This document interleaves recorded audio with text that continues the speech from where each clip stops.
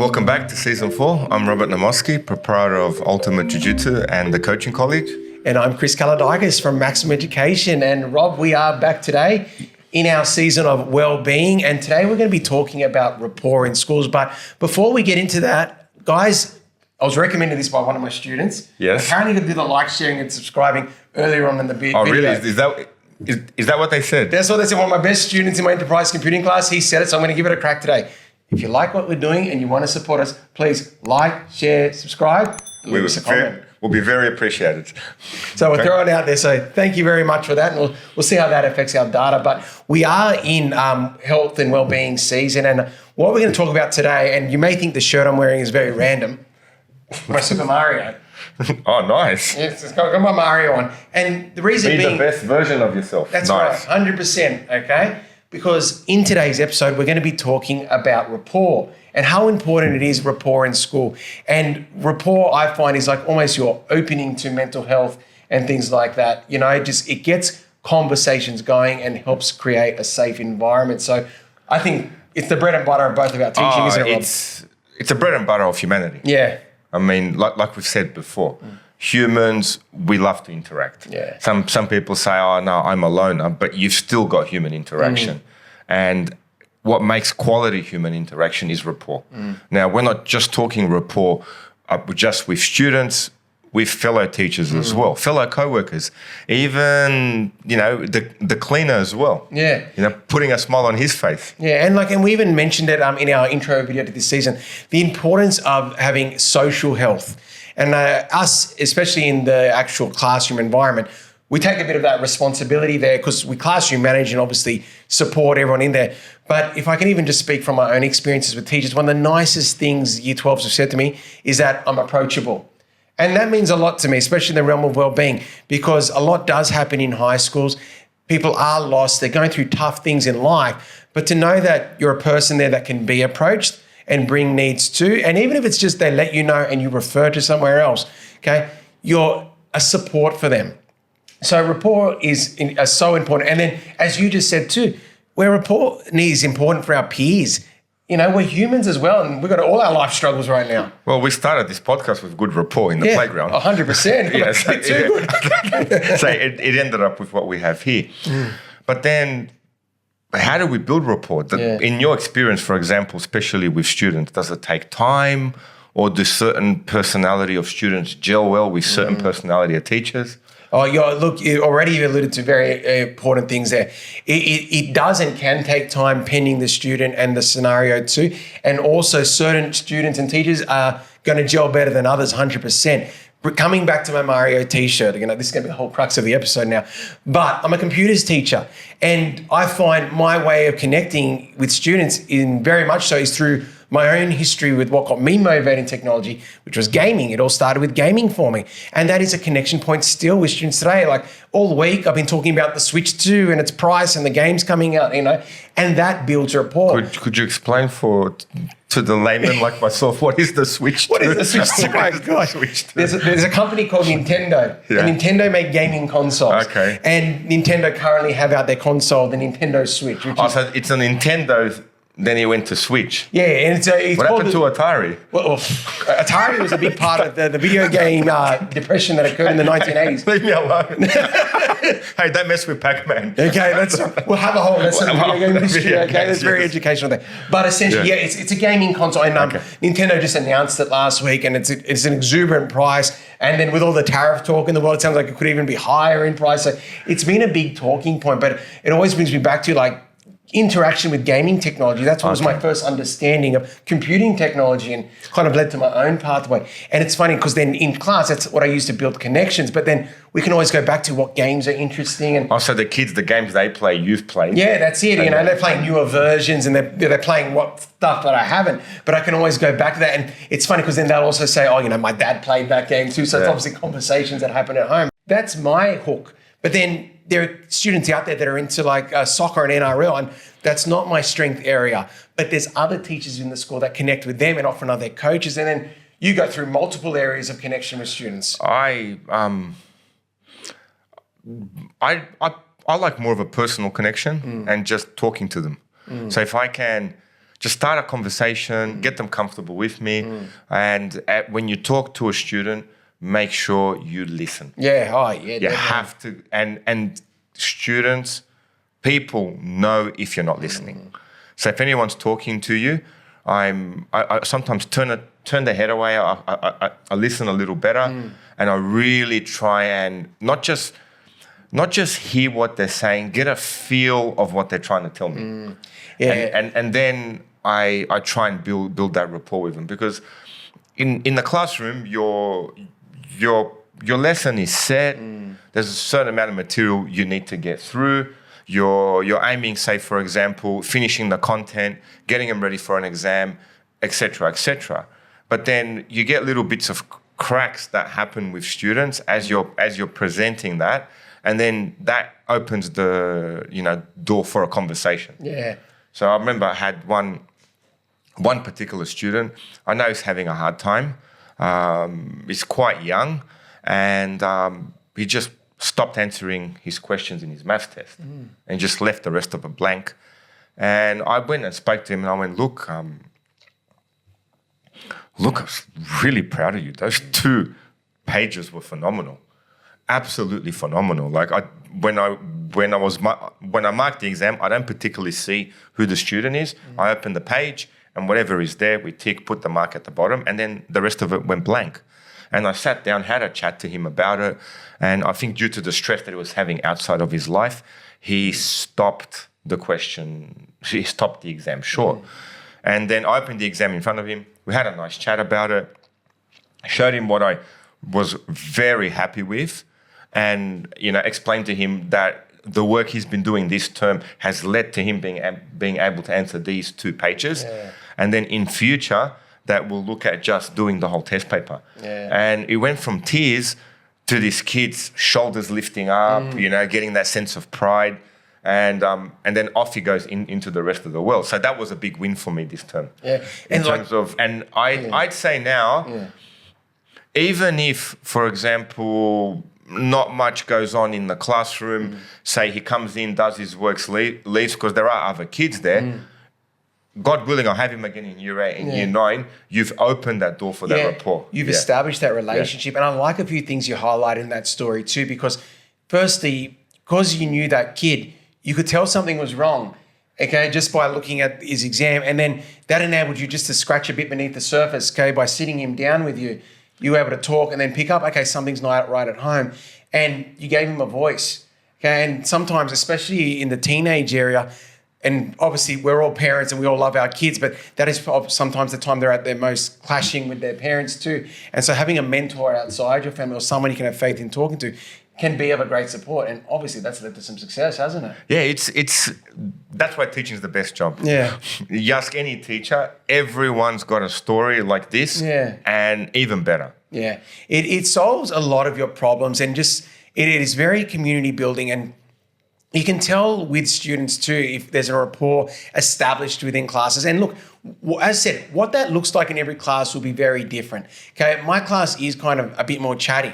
All right, and we do have a lot of dialogue in that. But then there are some classes that the students are dead quiet and they won't say anything in that class. And that's not a bad thing. That's still, the teacher has a rapport with those students. They've said their expectations in the class, but that student knows if they do have a problem, they can still approach. So what it can look like is very different. But you have to be approachable, in so many contexts there, within the classroom, that if a student is going through a tough time, it's the battle you win at the beginning. If you want a student to do well academically, they've got to be supported at a well-being level. That's the foundations of teaching. Yeah. You just literally laid the groundwork there. Yeah. Exactly what you said. So as teachers, problem is you don't always win. Yeah, there are situations where you just can't get through to the kid. No, you're a product of the system, and don't give up. I will say don't give up, but there could be and if I reflect even on myself at high school, sometimes there is just a clash with teacher and you can't do it. That is absolutely normal. But I find in the long game, almost when they get to year 12, maybe a bit of nostalgia is already starting to click in. They may turn around and remember that you were trying to help them at some point. Yeah. Depends. Like I said before, from just observing teachers, kids do tend towards a teacher's character. Yeah, well, that's it. And their characters are similar. Yeah. So off they come to that teacher. Yeah. I remember a male English teacher at the school. He's quite articulate. He's quite expressive. Yeah. And the kids that were actually approaching him in the playground were the more articulate and expressive ones. Yeah, of course. Whereas they'd never approach me in the playground, those kids. Everyone loves you, Rob. No, and me and him would do duty together. Yeah. So he'd have his kids approaching him, I'd have my kids approaching me, and they're completely different kids. Who are your kids, Rob? What? Who are your kids? I do well with the troublesome ones. and I hope I offered them, well, you're mucking around, let's just cut that out. And if you do cut that out, I may give you something of value. Yeah. And obviously, due to my physical structure and my mannerisms, from boys especially, they look up to men of that, certain masculinity, certain, I don't know, whatever they call them. Some funny names they use on social media now. There's many. I was doing a maths thing, and I started doing sigma notation. Yeah, sigma male. And everyone started laughing. Yeah. I didn't know what it was. And I go, what are you guys talking about? Isn't it like you're a lone wolf or something? I don't know what it is. I have to look it up. I'm sorry. I'm totally confused by I think if you're a sigma, it's like you don't care about impressing anyone. Like you're proud of your own accomplishments and your achievements. And it's like a contrast to an alpha male who needs to be like above all the other males. A sigma doesn't kill. They kind of explained it, but I still don't get it. Being now on social media, I should learn these things. Yeah, that's it. Hey, man, we're gonna be up with it. And things like, have you listened to Andrew Tate? Yeah. and I went, okay, who is this guy? Okay, kickboxer. He's got a cigar in his mouth. Sits in a swimming pool and he's rich. You do not get rich sitting in a swimming pool with a cigar in your mouth. Yeah.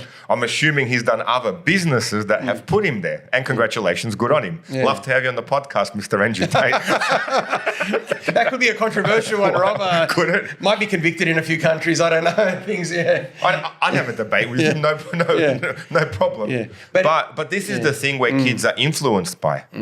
So there could be stuff on social media that, to their credit, opened the door to that. But then we as teachers show them the reality of, for example, what it is to be a man, what it is to be someone who can be, physically muscular, trained, etc., but still be kind and caring. Yeah.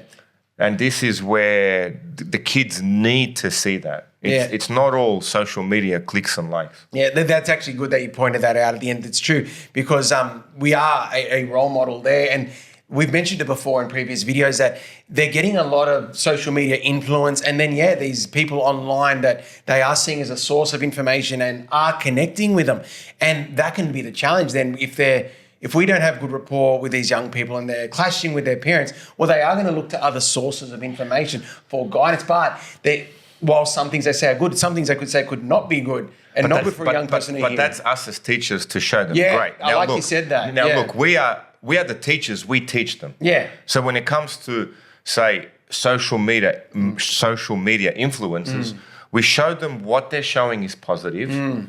Educate them to this could be a clickbait because that person does need to earn an income. Yeah, 100%. So maybe when life they see is not always the what life it they is. see is not what you see. Congratulations, whoever has got good success on social media. They've done something right to get that success, but that doesn't mean what they're telling you is the Bible, the be all and end all. Yeah. Same thing with seeing someone with a chiseled body and giving you a nutrition program. Yeah. I'm sure what they're doing is right, being healthy, but you wouldn't follow that nutritional program.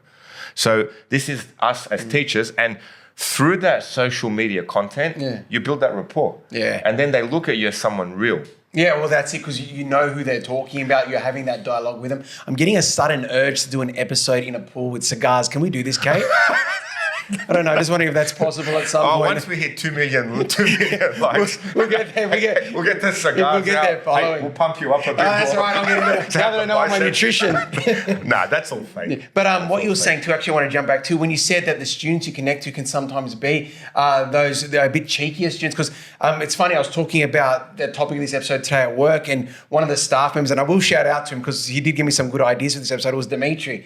You remember Dimitri from school? I've known Dimitri a very long time. Yeah, he's an amazing teacher. And while I was one of the reasons I was talking to him about it, he's an amazing example of rapport. He has like classes of students who probably, aren't as engaged in school because like certain subjects cater to those students going for ATAR and non-ATAR subjects.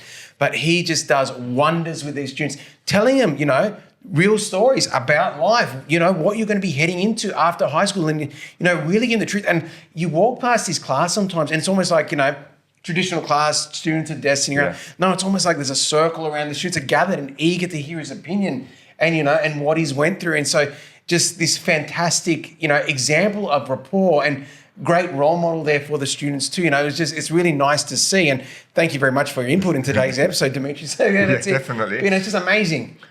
And knowing him, I've known him since a young boy. He's genuine. Yeah, that's it. Yeah, whatever he says is absolutely genuine. There's nowhere he'd be lying just to come across good to the kids. Yeah, he's got nothing to win there. And what you've just highlighted there is now that's a foundation of rapport. It's got to be genuine. Okay. I can talk to kids about computer games. I can't talk to them about martial arts. And then Rob's the opposite. Although his nickname's Laptop, you can't talk to him about computer games. He can talk to him about martial arts areas and self-defense. So we've got to almost use our genuine characteristics. And then, like I said, with the English teacher in the yard is great articulation. We don't speak that language. We're more Neanderthalic, I believe they say. That's why we get along so well. Yeah, but this is what makes you a teacher. If you can't get the rapport, are they really learning from you? Yeah. Like if you're up there blasting information up on the board, and this could be a problem with maths. You could know your maths. You could be really great at solving these problems. Yeah. But no one particularly learns from you. Yeah. And that could be, detrimental to your teaching. And people like this usually don't last. No. You gotta be very careful. You have to have that human nature down pat before you even begin teaching, I think. Yeah. And it's a seesaw too. Like we said, we do have these conversations with the students. We're developing rapport with students. But then work has to happen too. And that's sometimes where a teacher has to find that balance. We can't sometimes get so off track that it's affecting our lesson quality and education too. And that can sometimes be what we've got to gauge.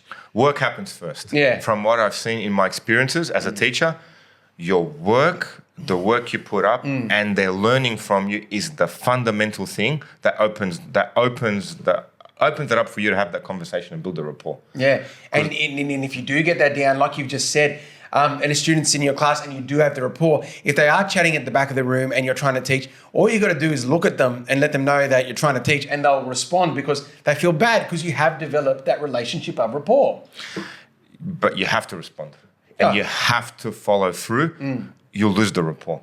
Oh, yeah, you have to. There's sometimes I've seen the situation where teachers get too friendly, too mate, then you're no longer the teacher. Yeah. And this can be a problem. My class is a little bit different. It's more quiet. Everyone sits. Yeah. I present on the board.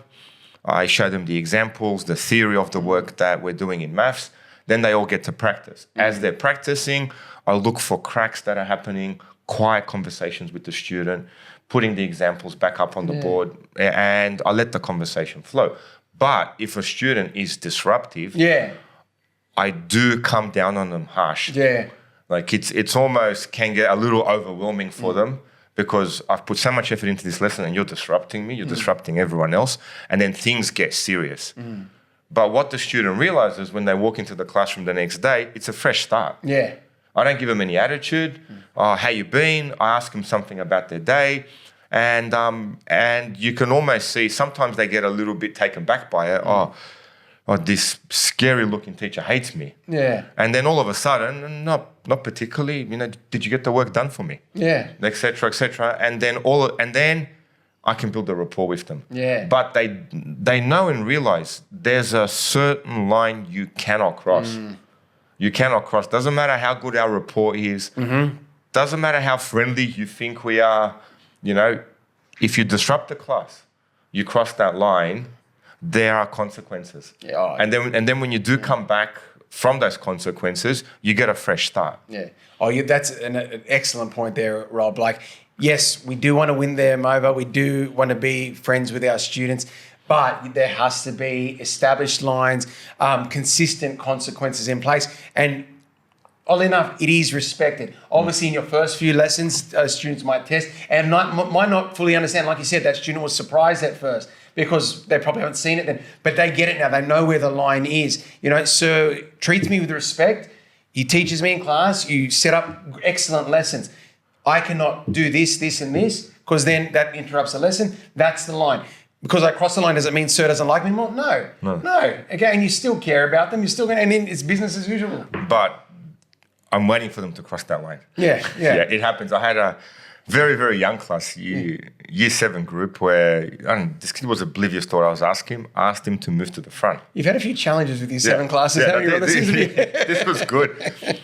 He sat there, ignored me. Asked him a second time, "Can you move here?" Didn't write him up on anything.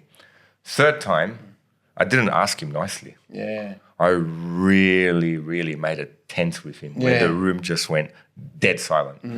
And it was me just in a very calm voice explaining to him how he's disrespected me. How many times do I need to ask you? Yeah. How many times? You tell me how many times I need to ask you before you cooperate. Yeah. What are we doing here?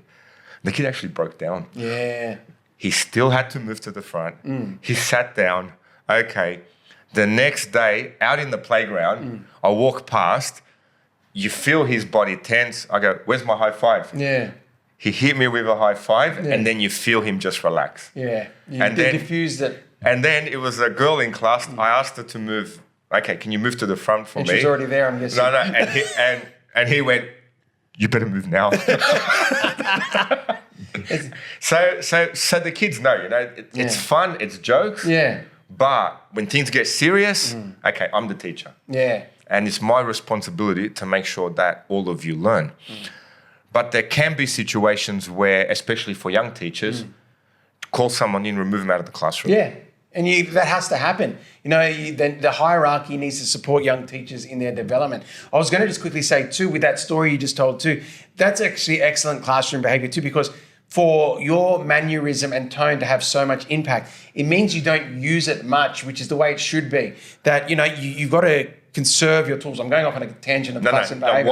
What you're saying worked for me because it's usually fun. Yeah. It's a fun environment. Yeah. We learn, we put the notes up. They don't particularly talk. I allow them a little bit, but you completely disobeyed something I specifically asked you to do. Yeah. And now, especially to the young teachers, if I let that slide because the student wasn't cooperating, that's the hole in the dam where the avalanche just topples you. And you don't even realize. Yeah. You cannot let that slide. No, but you accomplished so much just by doing a little. Like I said, it was just a bit of tone. He didn't go off your rocker or anything like that. It was just the tone changed, call it forward. And, that's the thing. That's actually really good advice to the new teachers. Going off your rocker, I believe there's a response to that if there's something very dangerous. Yeah. If there's something very dangerous and happening, you got to project and you got to stop. You need to stop immediately. You have to go off your rocker. I think I had a situation as a casual where the class was dead silent. I didn't realize they had an altercation in the playground, and one kid pegs deodorant, hits another kid in the head. Oh no! This was at our school. The other kid goes jumping over the desks with flying punches. Really? And I just went, wow, how did that escalate from a quiet class into a full-on brawl? Oh, and that's some of those backstories. And obviously that actually comes back to rapport too, because sometimes before if you've got the established rapport. Was this a class that you commonly had? No, I was a casual. Yeah, so you didn't... No. I was a casual. Yeah. Now, obviously, something had happened in the playground. Yeah.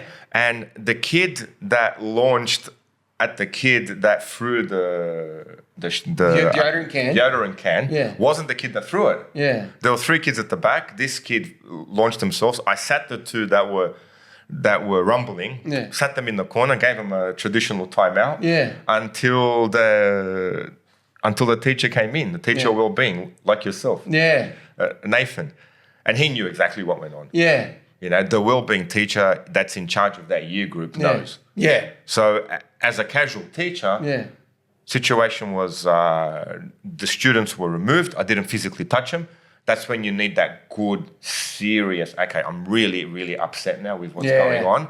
So then you position them in the corners. They sat. That teacher came in, took care of it. I did the incident report, whatever he asked me to do to follow it up. Yeah. And then he took care of it. Yeah. But the advice to a beginning teacher is, first thing when you walk into teaching, have everything ready. What would happen if I can't control a kid? You don't know their situation. They could be on some medication that they haven't taken. Which teacher do I call in? You know, and then you pass it on to someone like yourself. Yeah. So what situations have you dealt with? I'm sure you've been called into classrooms.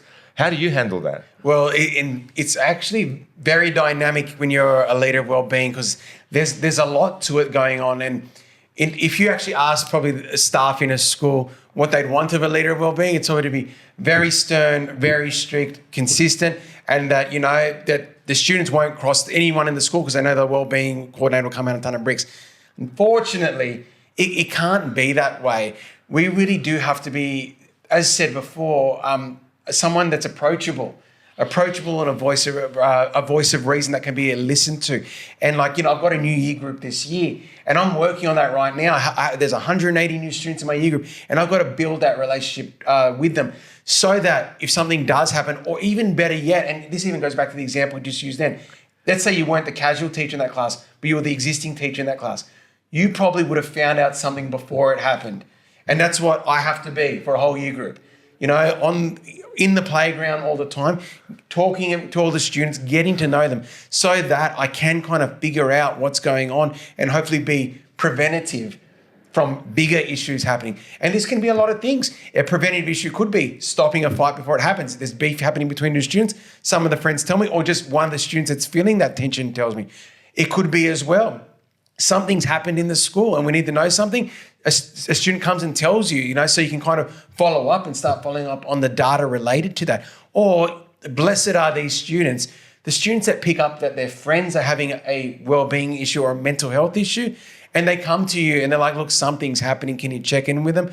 And it starts an opening for a conversation. And you say to that student, look, you know, your friends are a bit concerned. Is there anything I need to know? Sometimes it might not be much, but you know what? As a wellbeing coordinator, probably about 50% of the time, it does start a mental health conversation. And it's a twofold win in that case, because firstly, me approaching him shows the school cares about you and allows them to talk.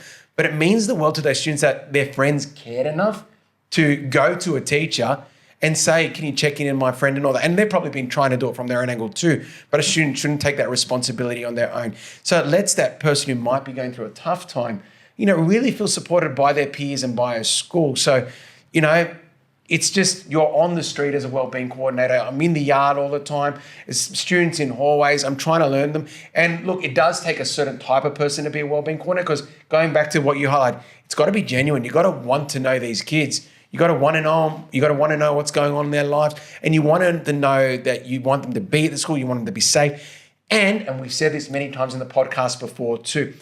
They're going to stuff up.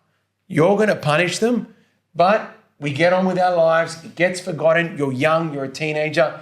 We're 40 and 50, and we stuff up all the time. So Exactly. We're human. You know, we're human, and the kids get to see that in us as well. Yeah, you know? But the rapport's that foundation. No, it's very well put, because as a classroom teacher, you know, this is very important. It makes the classroom so much easier, and and when you're aware of it, you know to what limit as a teacher you've got to when you do call the coordinator in. Yeah. Sometimes calling the coordinator in for every little bit an incident, you know, it takes away your authority. You're no longer an authoritarian. If you're always relying on another staff member to do your consequences, the kids aren't going to see you as an authority figure. So you do have to decide when that point is, and you've got to use the hierarchy in place first. And like, so the school I work at, you're signing the diary, you're making entries on Compass. You might contact the parents first with communication. Feel like the diary's not working. You let the coordinator know and in the conversation, but still try to handle it yourself with lunch cleanups. And then once you've got that paper trail, now it's time for me to come in. All right, we've got an ongoing issue here. The student's not respecting you. You've tried, then come in. But you don't need to get to that point. If it's anything I can encourage of young teachers or really any teacher, hold off as long as you can. But in saying that, teachers who are young and in their first few years of teaching, they do need support. So don't be sorry about asking for help too. And it is extremely challenging working into a new school. Obviously, we're a lot more older and mature, and age does give us a bit more respect when we enter a room. But if you are a young person, there are just some general challenges to starting a career in teaching. Like, I started a career in teaching where I was 5 years removed from the year 12s, and I worked with someone at Big W. Like, it's just, and that's it. And that's going to make it hard for you to develop a professional rapport. And the kids there, they want to know you. So they're going to ask you all these questions and go off tangents. And your age will be a challenge there, but you can, present professional boundaries. That's, as a teacher, you'd be the best mentor. Yeah. Yeah, no, you've got a year, what year group do you have? Year 9 this year. You've got a year 9 class for maths. Okay. You should be the first point of contact with that year 9 class. I'd be like, okay, what am I in for? Yeah. What do I need to watch out for? Yeah. Give me an idea. So as a teacher, with all your year groups, have at least once a month a conversation with the coordinator. Just to get a debrief, just to get a bit of feedback on what's going on. Yeah. And to my credit, that works really well for me when I had a year 9 home group. We had a phenomenal coordinator, Sonia. And I was constantly liaising with her back and front. She said, "Oh, do you mind? I've put some of the more lively kids in your homeroom." I go, "My specialty. This I was made for. This I was made for. Take a seat." And it was a fun home group. Yeah. I have to admit, I do miss them. Walking in there, seeing them smile. Okay, gentlemen, sit. Let's start. Okay, let's do the role. They were drawing something inappropriate on the board, and I said something comical that made them embarrassed, and they all sat down. Just a note with boys, sometimes discipline doesn't work. Embarrassing them absolutely puts them in their spot. Oh, puts them in their spot. Even something simple. For example, one kid, I'm talking to him, he's grinning and laughing back. I go, "Easy, Smiley, sit down." And when his mates turned around, "Hey, Smiley. Yeah.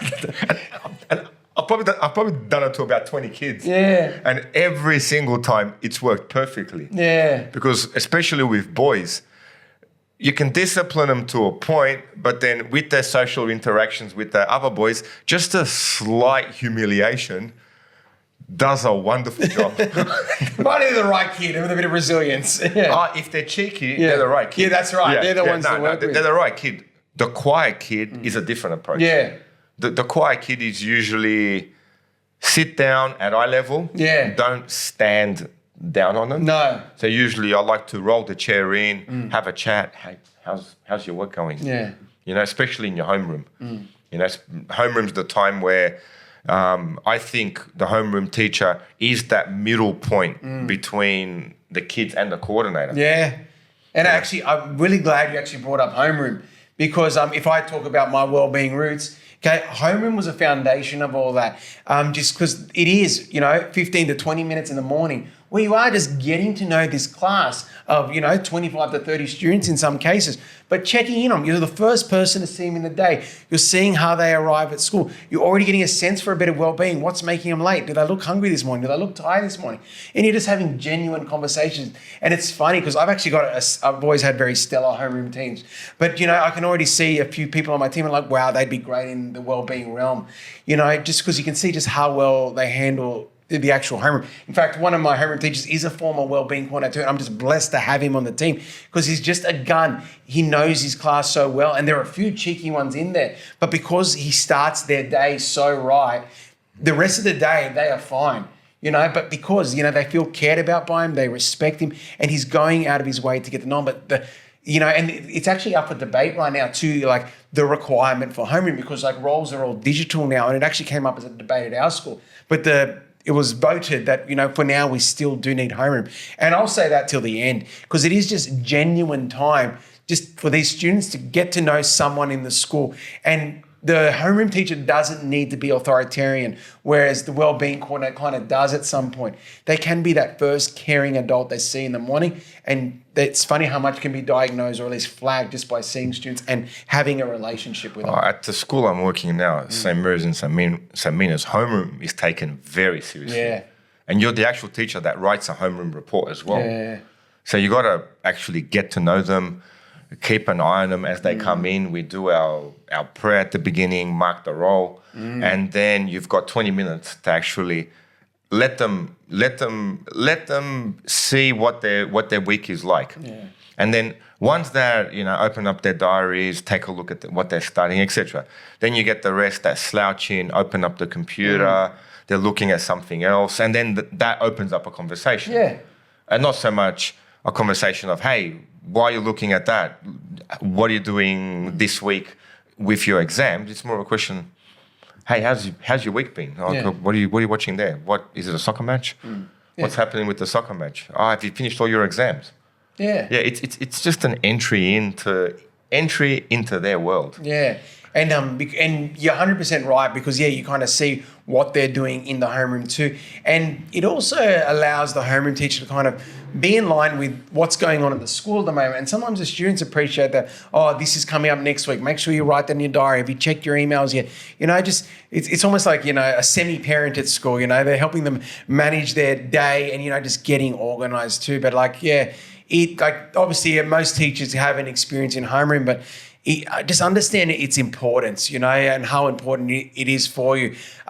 In my career, I've done homeroom twice in 4-year blocks, following a group from 7 to 10. And so at the first school I was at for 5 years, I was with a group from 7 to 10, and then they took me off them when they got into year 11, and I was fuming. Because I got to know this year group so well, but I didn't think I was mature enough back then. And they're like, no, Chris, you can go back to year 8. And I was a bit wilder back then too. But it's funny because I developed such a rapport with that year group, and I ended up leaving that school within the year because, I felt like I wasn't valued as a result of that. But it's funny, I still came back for that group's graduation. It was great to see him finish. But then at the school I went to, my current school, I was a homeroom teacher once again from 7 to 10. And then I became a wellbeing coordinator. You've got to prioritize getting to know students, especially if you do want to be in that realm of well-being and going to kind of that year coordinator role of that, because they work magic. Really it is like schools are academic institutions, but well-being is the foundation for success. If a student's not happy, doesn't feel heard, they're not going to achieve, are they, Rob? What would be one thing in your experience that if you could stop teachers doing immediately, whether they're new or they're experienced, what would you recommend? Well, look, it's interesting because I wouldn't say it's one thing, but it's almost like two ends of the spectrum when it comes to rapport.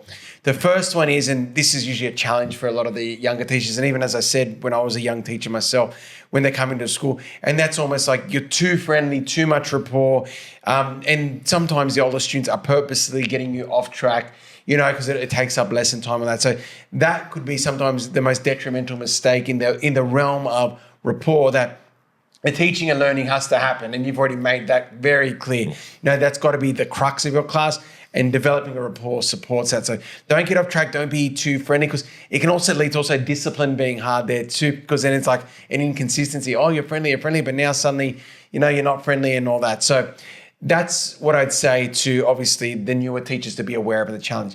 And then in relation to what it would be as well, on the other side of the spectrum is you're just too hard and too cold, that the students feel like they don't have a voice. Or I said it earlier, there's nothing wrong with having a stern and quiet classroom, okay, and that's how you teach your method, and that's fine. But how you respond to students when they ask questions, or, they come to you at a point of need, or just, sometimes they are chatting or they want to know a bit about you. Gauge it up. And look, sometimes it could be a part of your own rapport development. And I've mentioned it before in the podcast too, that some teachers have the philosophy, you don't smile till Easter. Okay, and that is true. It is a true and smile proven, next week. Yeah, that's right. We're a week out at this point of filming, but that is a true technique, and it does allow you to build yourself professionally first. But if that's just the way you are with students, it's not going to be developing a very positive classroom environment. It's not going to encourage dialogue in learning. You've got to be approachable. And look, I haven't met many teachers like that. No. But, you can't just be like, there's a wall between me and the students, And, they're children, they're young people, and they are looking up to you. By their nature, they're wanting to learn more about you. And yes, you don't want to be giving too much advice. You've got to know where the boundaries are too and what you want these young people to know. But yeah, that would be it, either being too soft, too kind, or too open. Okay, and the other end, just having a complete wall up and don't want any relationship at all. Yeah, shut them down completely. But as parents, Mm-hmm. so for example, you're the year coordinator. Yeah. Say even the homeroom teacher. So what do parents ring for the homeroom teacher? Mm-hmm. Do they talk to, and what do they talk to for the year coordinator? Well, depending on the school structure, and if I'm going by mine, parents have never called the homeroom teacher. Okay, they would be calling me as their first point of call for a well-being So you're the first point of contact. For well-being. Well-being. If they're worried about marks or a teacher of a student of a specific class, it'd probably be better there to go to a leader of learning, the head of maths, the head of English, and discuss anything academic or learning related in that area. For me, it's purely the well-being area. How's their child feeling at school? Are they happy and sad? Now, stemming from your question, rapport also goes over to parent relationships too. And parents, you need to know this as well. And look, most of you do it because you already said it right at the beginning of this podcast, we're human beings. And you do want to have a positive rapport with, the people that are educating your children, just as the teachers want to with parents, because, and I think I mentioned this before, it's a triangle of success. The student, the teacher, and the parents, we all work together to get the best out of the children. I'm obviously a leader of well-being, but, I've got to put in consequences when there's trouble. It's not a fun job, that side, putting in consequences, and we're trying to put in consistent. What I need is parents to be supportive. And if I've got a good rapport with the parents, okay, that can be a lot easier. And usually then the parents support it at home, what's happening at school. Old school style, the way we like it. But you can't expect the teacher to be 100% correct. Yeah. And then for that 0.1%, they may seem to make a mistake. You come down on them like a ton of bricks. 100%, because you are making, decisions in my area based on two sides of a story. And, and I'm going on with a lot of sayings today. There's the real saying is there's three sides of the story. There's one person's side, the other person's side, and the truth. Okay, and you're trying to, get all these sources together and find out what happened in scenarios and situations, and especially if there has been confrontations between students. So, we are all human and trying to work our way through it. And although that we may be calling you about your child, we know that they're a human, and I've already said that they're learning, and they're going to be making mistakes there. So we do have to have that dialogue and figure things out. And if it's something naughty they've done, they've got to be consequences. But from the parents' side, you've got to decide how you interact with that, and, it's obviously parents have rapport with their children too. We have rapports with our own children at home too, and we do want to be as open as can. But if I am going to criticize one thing, and I do see parents do it, you can't be their best friend. You cannot be your child's best friend, okay? You need to be on the disciplinary side with the school as well. As a school, we have no joy in punishing children. We never have a plan of kicking kids out. All there is we're trying to do the best for the child. And really the only time your child would be ever asked, to go to another school is really if it's deemed that the school is not the place for them. They're not happy, or there's a learning need or support that could be better supported somewhere else. But schools aren't trying to do it. And even if you just think of it from a financial standpoint, schools want bums in seats. Okay, we're never trying to get rid of kids. So, keep your cool when you do have to talk to a teacher. And if you're on the phone with someone like me as a year coordinator, the assistant principal, or, a teacher, you want to build your rapport with whoever you're talking to, because you're potentially together for 6 years, and if a teacher knows they can talk to you, you can have a conversation, you're more open to ideas, especially if there is capacity for ideas. In some cases, no. You've got to follow policy and procedure. But they will be open to listen. And teachers, of course, are going to listen, because everyone wants the best they can possibly do for these young people. But if you're going to go in guns blazing and then just be, I want it this way. And one of my favorite ones from parents too. My son tells me all this stuff happens at the school, but you're getting my son in trouble. Never believe that, okay? You're not in the school, and children, as I said, they can have biased eyes sometimes, and sometimes they don't know the backstories of what's going on. So never go in with guns blazing, I want to smash the school, because sadly, it's to your child's detriment. You're making and I'm not saying the school's going to respond negatively on your child. I'm saying it's almost you're like creating your child to be the meat in the sandwich, like they're getting in trouble from school, and then parents are I will say overreacting in some cases at home, and it just makes it awkward from both sides for the child, and then sometimes we'll put them in a situation where, well, I don't have to do this because I know my mum and dad will fight for me no matter what I do. Like, we'll say goodbye to them at the end of year 12. You'll be dealing with them for the rest of your life. Yeah, so you got to remember these things. And in school, we're trying to instill discipline, consequences, responsibility, all of that, so they are ready for the real world. So just keep that in mind.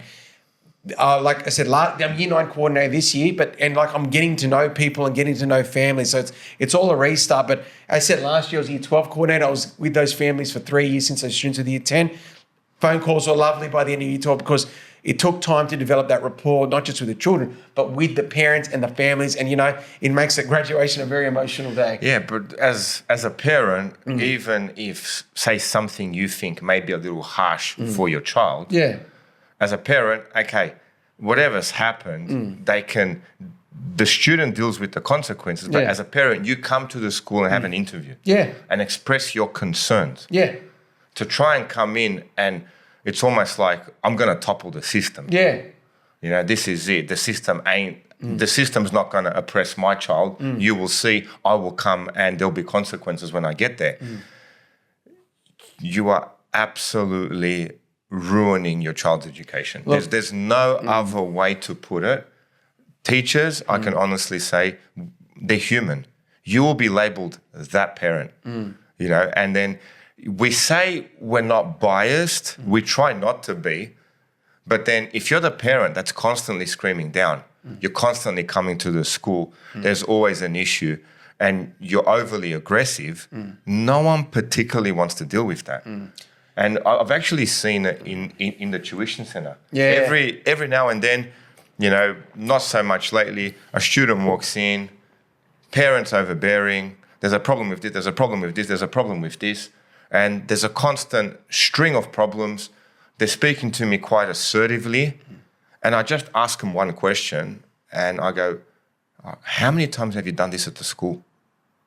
That's my question I ask when they come. I go, how many times have you been to the school and actually done this?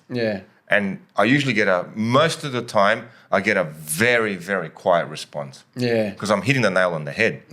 Like this is a situation that in a private environment in the tuition center, it'll definitely not help you immediately. But at a school, they will be more political with you. But make no ends about it. You are labeled that parent, and it maybe could be time to get your kid out of the school. And like you've really alluded to an area too, and this has only happened a handful of times in parent conversations, but like, you're talking to me, and I said I'm the first point of call. There is a hierarchy from me. I have a head teacher of wellbeing at the school, assistant principal, and principal. And and sometimes it will come. You can't come to a conclusion. We need to escalate this, and there's nothing wrong with that either. That's fine. But in some parents, they will flat out, straight up say, "Oh, I'm going to, your head office." So Sydney Catholic Schools or the DET, and like. You've only just spoken to me as one point, and you're already threatening to go to the regulatory system, as a point of call. It's like you don't even care what the school has to say. You're more about shaming the school and punishing the school. And as soon as that's said it to me, I know that a conversation won't work. But I have had situations in the tuition center where the school, it's rare, but it has happened. And I won't mention the school, but the principal 4 or 5 years later was removed and replaced with another principal, where they really didn't care for the kids. But at least, there were many situations where this student was bullied, and the family friends of ours, the mum's an actual teacher herself, expressed their concerns, and they were literally told, well, maybe the school's not a good fit for her. And in this particular school, we've probably had about 15, 16 situations like this. Until now, the principal's removed, a new principal is there, and then I guess the policies of the school, change. So as a parent, is it in your nature to be like this? Whereas, if you're like that at the footy club, you're constantly getting into fights and arguments. Then you're telling people off at the shopping center, walk into Coles, and they give you stuff back because of your over-aggressive nature. Then you're applying it at the school, and you do, to a certain point, you will get things your way if you behave this way. Because people don't particularly want to deal with you. But then what consequences does that have long-term for your child for that immediate reward? And then at some point, how far do you push that? Now, don't get me wrong. I have seen situations where these are great parents, very caring, and they've described situations at schools where some things are amiss at this school. Where and it's not just one person. There's a history of students that happens to. It's very rare, but it can happen. But as a parent, you gotta again, it's your child. If the school is not a fit, you don't need to get overly aggressive. You just move your child to another school. And every parent that did that in here, their children thrived later. But if you're at the third school and you're still screaming the teachers down, then there could be a problem. Yeah. And look, you're right. I would never say there probably weren't schools that didn't have problems in their hierarchy. And like you said, you've given an example of that. And I guess I'm talking from the context of the school I work at.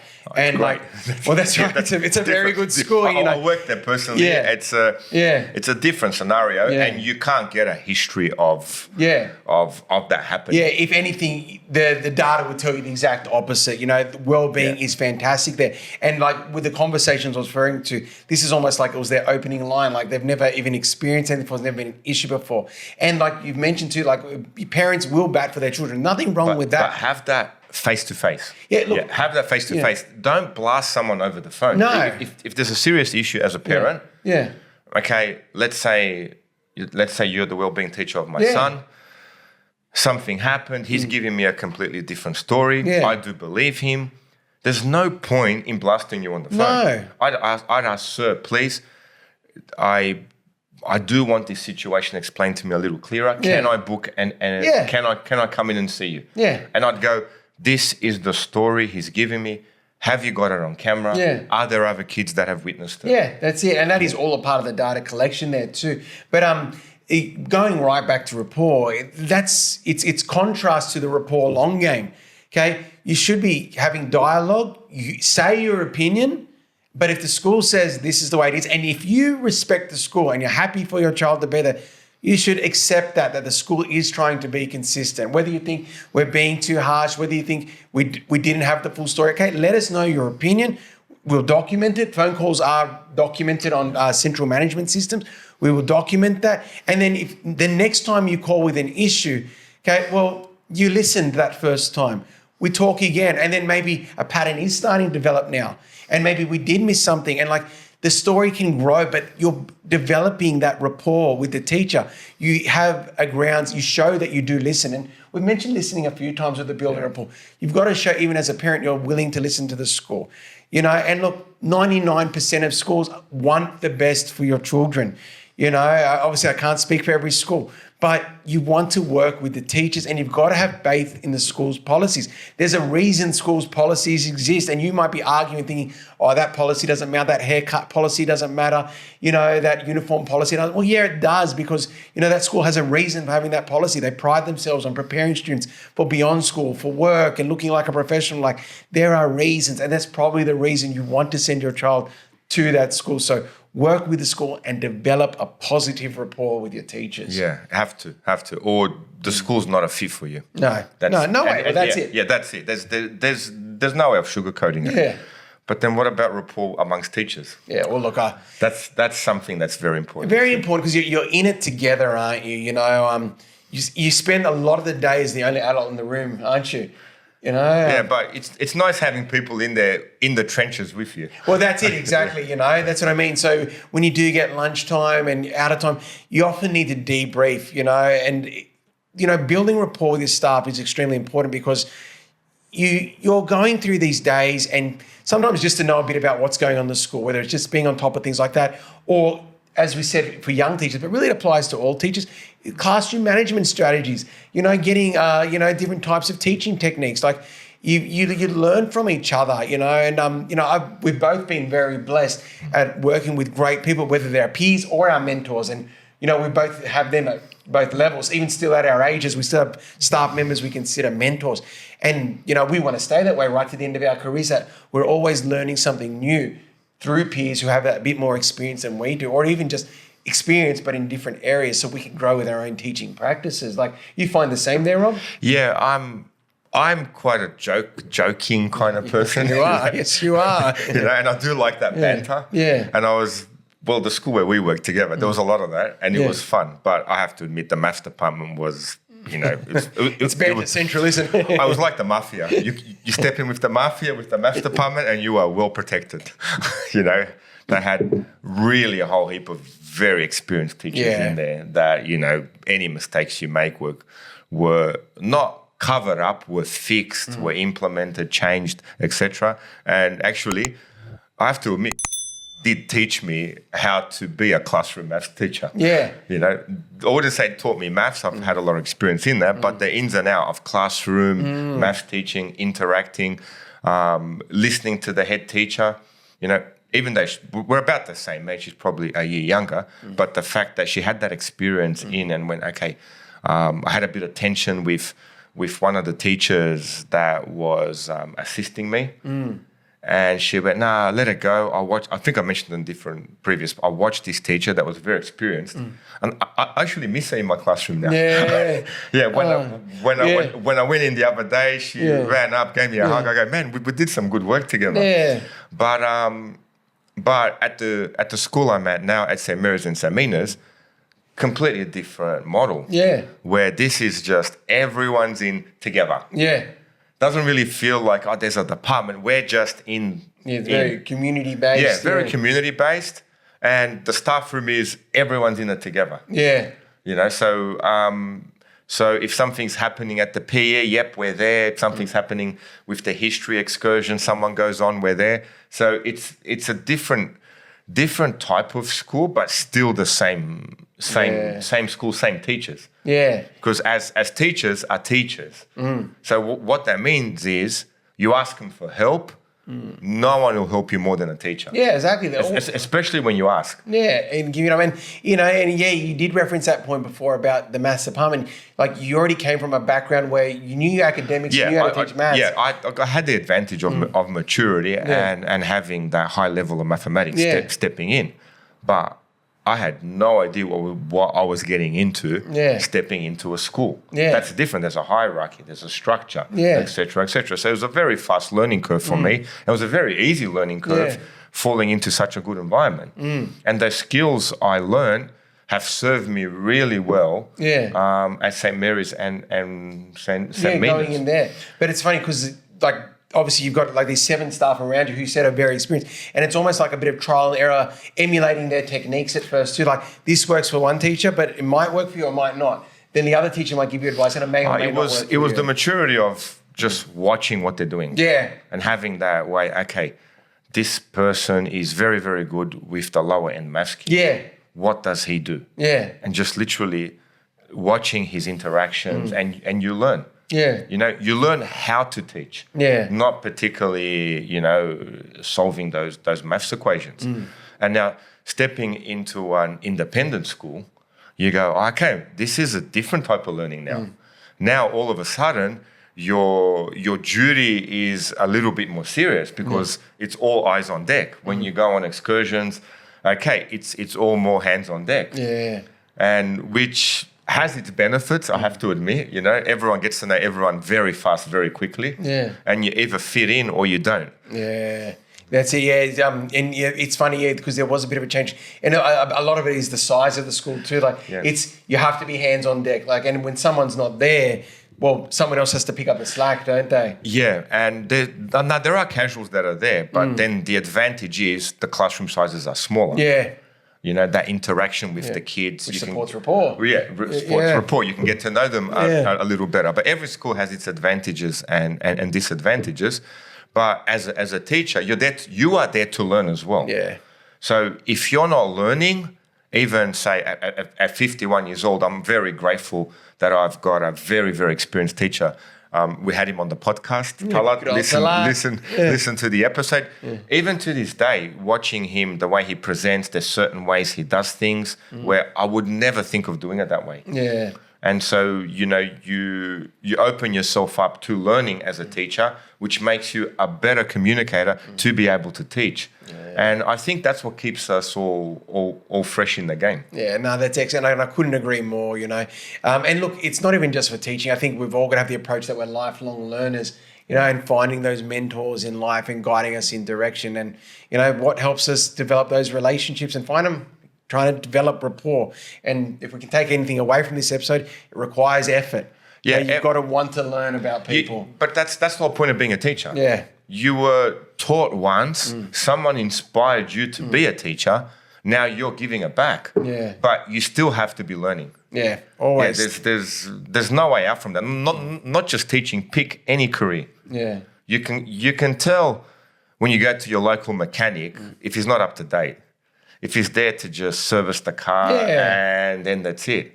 Whereas my mechanic is 67 years old. Yeah. The guy's passionate about it as if he started, last week. Yeah. He's in tune with the latest oils and they're creating a better synthetic one for your diesel engine. I'm going to buy that one for you next time, etc. He's up to date with spark plugs and he's staying sharp. Oh, yeah. But that's why he is sharp. He's still able to do his job passionately, well into his 60s. Wow.